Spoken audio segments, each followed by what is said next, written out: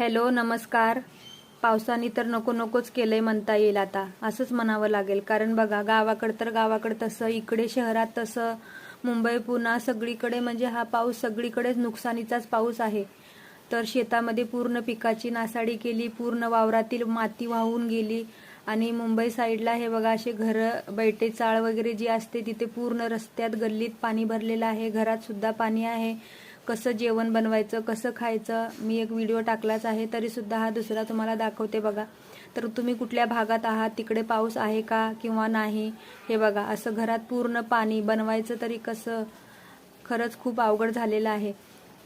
तर न्यूजमध्ये सांगतात बाहेर नका पडू, काम असेल तरच जावा.